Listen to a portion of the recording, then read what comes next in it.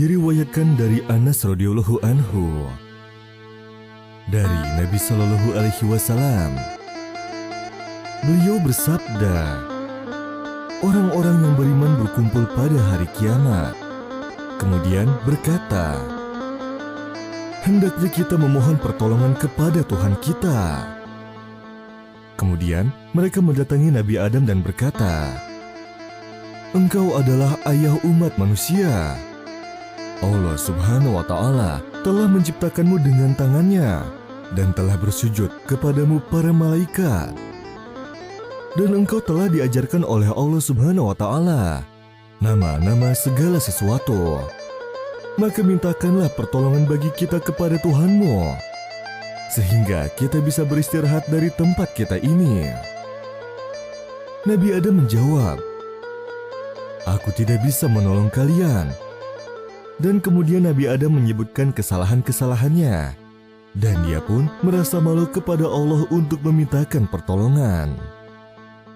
Kemudian dia berkata, pergilah menemui Nuh, karena sesungguhnya dia adalah Rasul pertama yang diutus Allah kepada penduduk bumi. Kemudian mereka pun mendatangi Nabi Nuh. Maka Nabi Nuh alaihi salam pun menjawab, aku tidak bisa menolong kalian. Kemudian dia menyebutkan kesalahannya yang mempertanyakan sesuatu yang dia tidak ada pengetahuan tentangnya. Karena itu, dia merasa malu untuk memintakan pertolongan. Kemudian Nabi Nuh alaihi salam berkata, temuilah kekasih Allah yang maha pengasih, yaitu Nabi Ibrahim alaihi salam. Mereka pun menemuinya. Nabi Ibrahim pun menjawab, aku tidak bisa menolong kalian. Kemudian beliau berkata, temuilah Musa, seorang hamba yang Allah bercakap dengannya dan diturunkan kepadanya Taurat.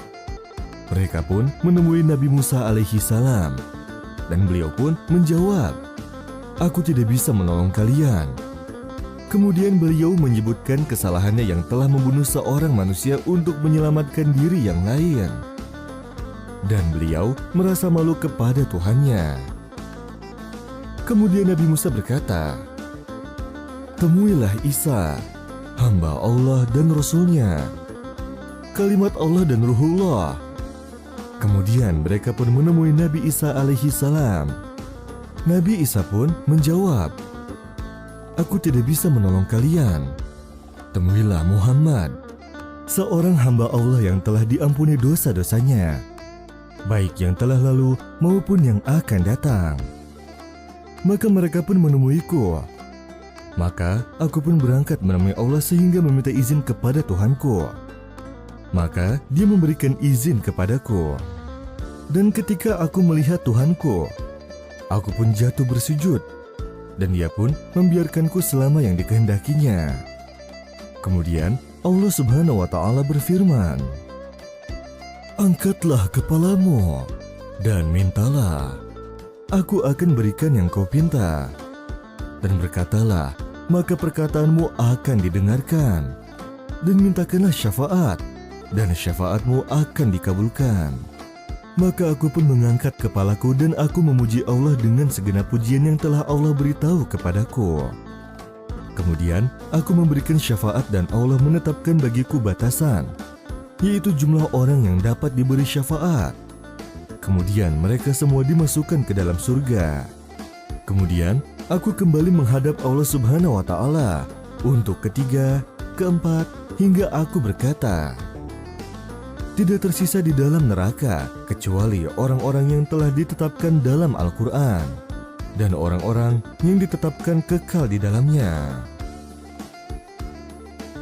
Hadis riwayat Bukhari, begitu juga Imam Muslim, At-Tirmizi, dan Ibnu Majah. Di dalam riwayat yang lain oleh Imam Bukhari dengan tambahan, Nabi Shallallahu Alaihi Wasallam bersabda, dikeluarkan dari api neraka seseorang yang pernah berkata, La ilaha illallah, dan di dalam hatinya terdapat kebaikan seberat biji jagung. Dan kemudian juga dikeluarkan dari api neraka seseorang yang pernah berkata, La ilaha illallah, dan di dalam hatinya terdapat kebaikan seberat biji gandum.